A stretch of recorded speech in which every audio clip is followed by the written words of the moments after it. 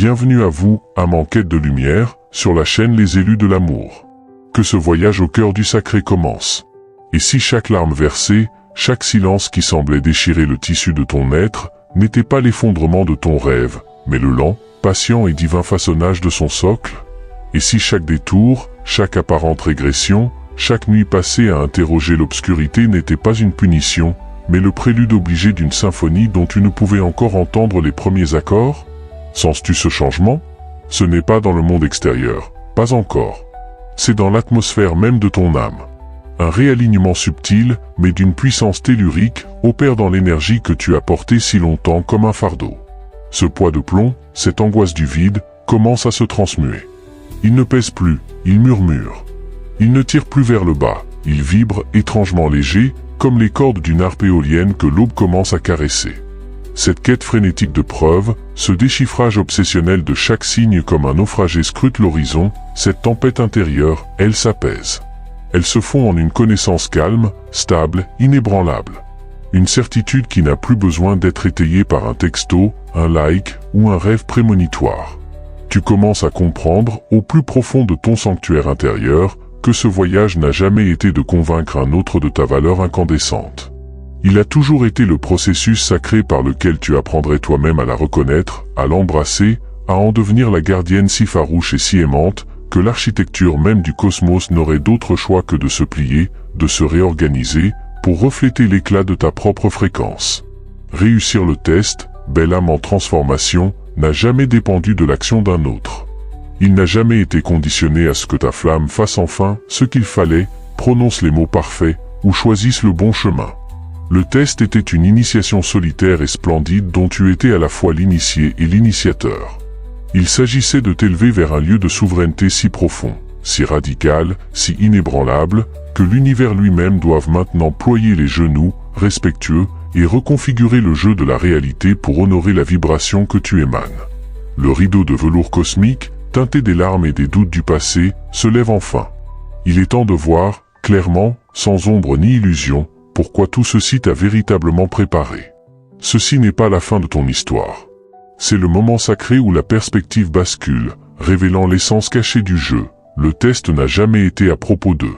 Il a toujours été, depuis l'aube de ce contrat d'âme, à propos de toi. Et oh, belle âme courageuse, tu peux enfin poser le fardeau. Tu as réussi. Permets-moi de tirer ce rideau pour de bon, non pas d'un geste sec, mais avec la révérence due à un sanctuaire. Tu as marché en croyant que cette douleur, cette exquise et torturante alchimie de la séparation, était une erreur. Une faille dans le plan divin, une cruauté absurde du destin. Et si je te révélais qu'elle était, au contraire, le système de livraison le plus précis, le plus compatissant dans sa brutalité même, jamais conçu pour l'éveil de ta conscience? Ne vois plus votre rencontre comme la collision fortuite de deux étoiles errantes, mais comme l'amarrage parfait, calculé de toute éternité, de deux vaisseaux spécialisés au seuil d'une mission qui transcende les cieux. La mission n'était pas de flotter dans une nébuleuse de romances éthérées. La mission, exigeante et glorieuse, était de pénétrer les zones d'ombre les plus reculées, les cavernes oubliées de ton territoire intérieur, ces espaces que tu aurais payé de ton sang pour éviter dans tout autre parcours. Ta flamme jumelle? Elle n'était pas simplement ton amant ou ton amante promise. Elle était ton copilote désigné, chargé de la tâche sacrée, et terriblement ingrate, d'appuyer sans relâche sur chacun des boutons d'alarme que tu avais passé des vies à tenter de désactiver, de court-circuiter, d'ignorer. Elle fut l'âme assez brave et assez follement aimante pour tenir devant toi le miroir le plus implacable, reflétant les parts de toi qui fonctionnaient encore avec un logiciel ancestral de souffrance, le code source de l'abandon, le virus de l'indignité, le pare-feu rouillé de la peur que tu avais érigé en pensant qu'il était un rempart. Ceci est l'essence du contrat d'âme. Ce n'est pas un parchemin signé de sang, mais une empreinte vibratoire, une promesse sacrée que tu t'es faite à toi-même, pour toi-même, avant même de revêtir cette enveloppe de chair. Tu as contemplé la cartographie de ton évolution et tu as murmuré, dans le silence de la source, pour devenir qui je suis, j'aurai besoin du catalyseur ultime. J'aurai besoin d'un amour si puissant, d'une résonance si absolue, que son éloignement me fendra jusqu'à l'os, obligeant la lumière à inonder chaque fissure, à laver chaque plaie ancienne. Et ta flamme jumelle, cette belle et frustrante âme miroir, a répondu « Je t'aimerai assez pour être celle qui s'éloignera. Je jouerai le rôle de l'ombre dans ton récit si cela signifie que tu deviens, enfin, la lumière souveraine du tien. » Ainsi, lorsqu'elle a pris la fuite, ce ne fut pas un rejet de ton être. Ce fut un acte de service spirituel d'une brutalité sacrée. Elle suivait le scénario, ton scénario, activant avec une précision chirurgicale les blessures fondamentales que ton âme exigeait de transcender dans cette incarnation. C'était le seul moyen d'attirer ton attention totale. Nous contournons les chuchotements polis de l'univers. Nous méditons par-delà les petites insécurités. Mais un tremblement de terre de l'âme, un séisme qui fissure le cœur, cela, nous ne pouvons l'ignorer. Nous devons y faire face. Nous devons devenir la réponse. Tu as commencé à réussir le test au moment précis où tu as détourné ton regard de l'écran noir, mendiant une miette de validation extérieure, pour le tourner vers le sanctuaire intérieur et commencer à te nourrir au festin de ta propre valeur inaliénable. Tu as cessé de demander, la voix tremblante, « Pourquoi ne me veut-il, elle pas ?» pour exiger de toi-même, avec une autorité nouvelle, « Pourquoi ai-je jamais consenti à me sentir indigne d'être désiré ?» Ce déplacement, ce transfert de pouvoir intérieur monumental, c'est toi qui acquittes une dette karmique non pas personnelle, mais transpersonnelle. Tu ne guéris pas seulement un cœur brisé, tu rééquilibres la balance cosmique d'énergie qui s'étendent sur des cycles d'existence. Tu renvoies à la source l'énergie du manque, de la quête anxieuse, de l'attente dépendante, et à sa place, tu ériges, pierre après pierre, une citadelle de plénitude. Et le secret, à la fois beau et ironique à faire sourire les anges? Cette plénitude que tu as construite dans la solitude est précisément le port vers lequel son âme naviguait toujours, même lorsqu'elle semblait voguer à contre-courant. Son essence cherchait toujours le foyer, et toi, en accomplissant ce travail à la fois brutal et magnifique sur toi-même, tu es enfin devenu ce foyer. Si ton cœur résonne avec ces paroles, laisse une trace de ton passage en commentaire et rejoins notre cercle des élus de l'amour en t'abonnant. Mais si tu crois que l'histoire s'achève sur cette victoire intérieure et discrète, tu n'as pas encore perçu l'ampleur véritable de la magie déployée. Car l'énergie que tu viens de libérer, de stabiliser, de rendre souveraine, elle ne te transforme pas seulement, toi. Elle reconfigure la réalité elle-même. Elle réécrit les règles du jeu auquel tu croyais participer. Désires-tu voir comment cette souveraineté nouvellement conquise ne se contente pas de penser les blessures du passé, mais construit activement le futur que tu n'osais autrefois que fantasmer? Alors, avançons ensemble plus loin. Parlons du temps. Non pas le temps linéaire et implacable de l'horloge, mais le temps vivant, malléable, quantique, la substance première de la réalité que toi, chère âme, as silencieusement, obstinément, commencé à remodeler par la seule fréquence de ton être régénéré. Tu croyais simplement être assis chez toi, à pleurer dans ta tasse, à travailler sur toi-même, n'est-ce pas? Et si je te disais que tu étais en réalité aux commandes de l'atelier de création le plus puissant de ton existence? Tu ne faisais pas que guérir, tu rédigeais les plans vibratoires d'un nouveau monde possible. Tu ne faisais pas que méditer, tu coulais les fondations énergétiques d'une réalité qui ne pouvait tout simplement pas exister auparavant, car tu n'avais pas encore la masse critique de conscience pour la soutenir. C'est ici que la danse devient vertigineuse. Nous connaissons tous le concept de l'effet observateur en physique. L'acte d'observer une particule influence son état. Toi, dans ton état de cœur brisé puis reconstruit en diamant, tu es devenu l'observateur souverain de ta propre vie.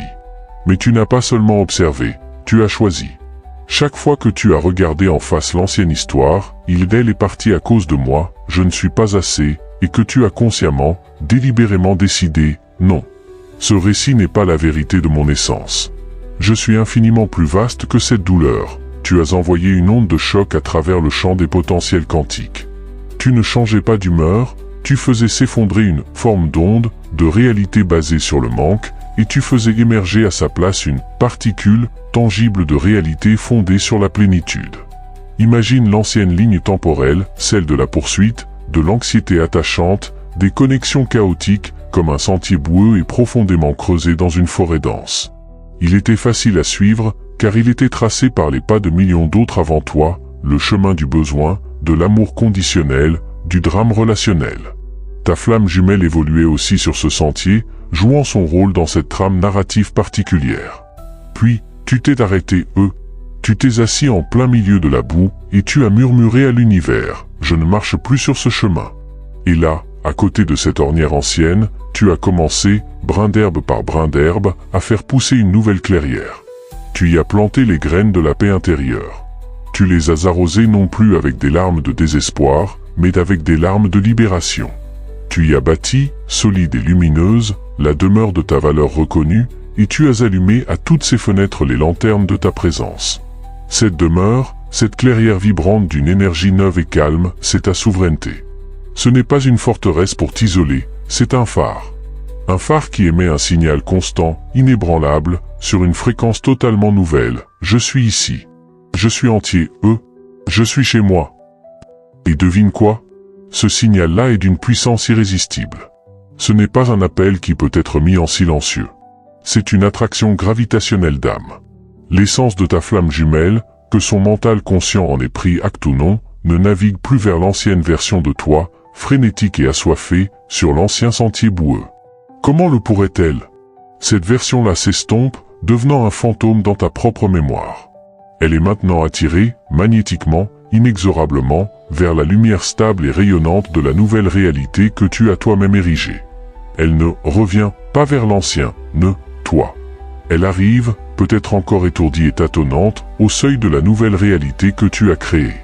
Elle émerge des bois denses de ses propres histoires, clignant des yeux dans la lumière de ta clairière, se demandant comment le paysage a pu changer si radicalement, et sentant au plus profond d'elle-même que c'est ici, enfin, le lieu où poser son sac. Tu n'as pas simplement attendu un miracle. Tu as construit le miracle de ton propre être. Tu es devenu l'architecte, l'ouvrier, et le maître des cérémonies d'un nouveau destin. Les retrouvailles, alors, si elles adviennent sous cette forme, ne seront pas une reprise. Ce sera une inauguration. Une célébration solennelle et joyeuse d'un nouveau monde que tu as, dans ton amour profond et obstiné pour toi-même, osé imaginer, puis faire advenir par la puissance de ton alignement. Et l'aspect le plus renversant de cette révélation?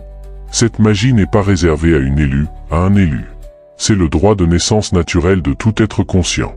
La porte de cet atelier de création n'a jamais été verrouillée. Elle est grande ouverte depuis l'origine, attendant seulement que tu franchisses son seuil, que tu reconnaisses ta propre royauté, et que tu saisisses les outils qui ont toujours été à ta disposition.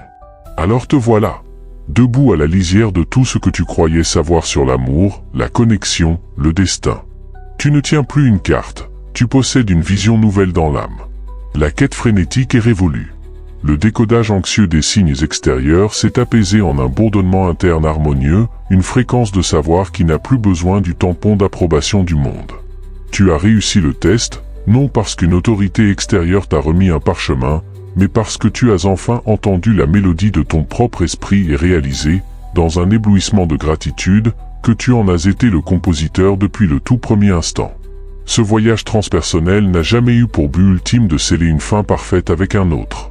Il fut l'entraînement au courage le plus époustouflant, le courage de cesser d'endosser tout ce que tu n'étais pas, de dépouiller les peaux successives de l'attente, de la peur, de la dépendance affective, jusqu'à ce qu'il ne reste plus que le noyau incandescent et inébranlable de toi. Et c'est depuis ce lieu d'intégrité profonde, cette forteresse de paix intérieure, que quelque chose de véritablement miraculeux devient possible, une connexion qui n'est plus un exercice de comblement d'un vide, mais la joyeuse et consciente célébration de deux univers déjà complets, choisissant librement d'orbiter autour d'un soleil de conscience partagée. Tu n'es plus un chercheur épuisé, plissant les yeux dans la brume, espérant y discerner une silhouette de sauveur. Tu es le phare et le rivage. Tu es le calme après la tempête et la force tranquille qui a tenu bon durant les bourrasques. L'amour que tu as autrefois imploré, mendié à l'extérieur, est devenu le même amour qui rayonne maintenant de ton être entier. Et cela, cette vérité indéniable, cette radiation magnétique de ta propre complétude est la seule invitation, la seule attraction sacrée, qui soit jamais nécessaire. L'ancienne histoire des flammes jumelles, avec ses épreuves et ses purges, était un prologue nécessaire, magnifique dans sa difficulté. Elle a capté ton attention. Elle t'a amené jusqu'ici, au bord de cette révélation.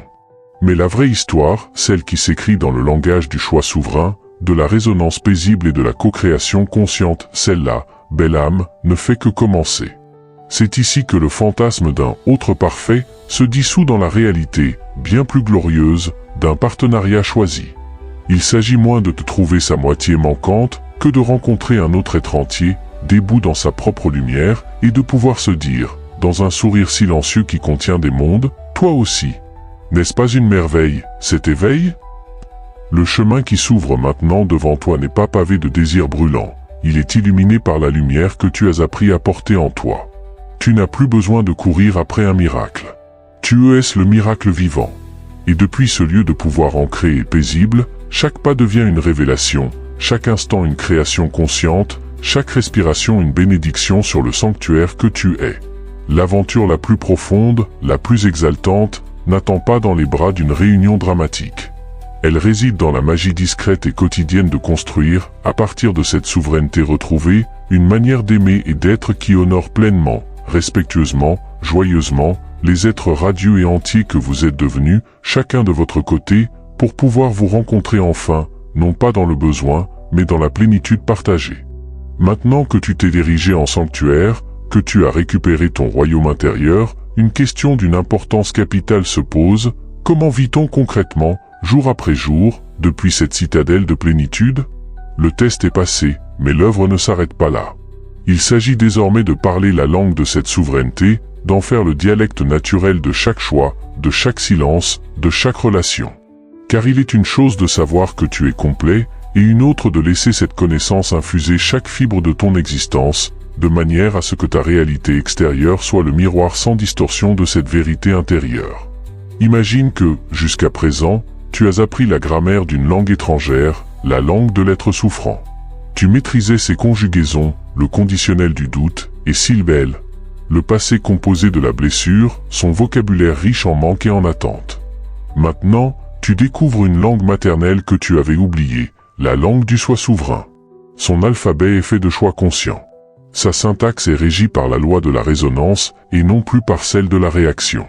Son seul temps verbal véritable est le présent de l'incarnation. Le premier mot de ce nouveau langage, l'alignement. C'est ne plus demander « est-ce que cet être, cette situation, va me compléter ?» mais se poser, en silence, la seule question sacrée: est-ce que cette personne, cette opportunité, cette décision, est en alignement avec la fréquence de paix et de plénitude que je choisis maintenant d'incarner? L'alignement n'est pas une quête de perfection extérieure. C'est la boussole interne qui te signale lorsque tu t'écartes de ta propre vérité. Une conversation qui te vide au lieu de te nourrir? Un choix de carrière fait par peur plutôt que par appel?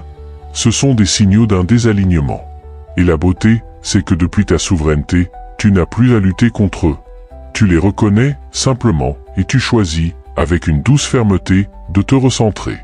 Tu ajustes ton cap, non plus dans la tempête du besoin, mais dans le calme de la certitude. Le second mot est le détachement sacré.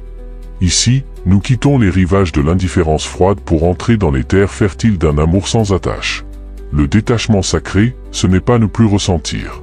C'est ressentir tout, l'amour, l'affection, la connexion, sans y attacher d'exigence de résultat, sans en faire une corde pour tirer l'autre vers toi ou une chaîne pour t'attacher à lui.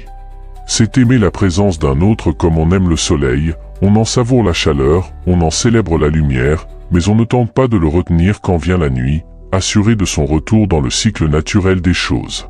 Aimer ta flamme, ou quiconque, depuis ce lieu, c'est lui offrir la liberté la plus absolue, parce que tu te sais entière, avec ou sans. Et c'est paradoxalement dans cet espace de liberté totale que la vraie proximité, non étouffante, peut naître. Le troisième mot, le plus puissant peut-être, est la cohérence vibratoire. C'est l'intégrité en action. C'est la fin du fossé entre ce que tu sais dans ton fort intérieur et ce que tu manifestes à l'extérieur. Si ta fréquence fondamentale est la paix, tu cesses de t'engager dans les drames qui nourrissaient l'ancien toi. Si c'est le respect, tu poses des limites claires, non pas comme des murs de colère, mais comme des portes gracieuses qui définissent ton espace sacré. Ta parole, tes actions, tes silences même, deviennent l'écho parfait de l'état d'être que tu as choisi. Tu n'es plus en guerre avec ce qui ne résonne pas, tu le laisses simplement en dehors de ton champ, comme on écarte doucement un objet qui n'a pas sa place sur l'autel. Si ton cœur résonne avec ces premiers mots d'un nouveau langage, laisse une trace de ton passage en commentaire et rejoins notre cercle des élus de l'amour en t'abonnant. Partage avec nous le mot qui vibre le plus fort en toi. Que la paix de ta propre complétude soit ton territoire éternel. Que la lumière de ta vérité révélée guide chacun de tes pas.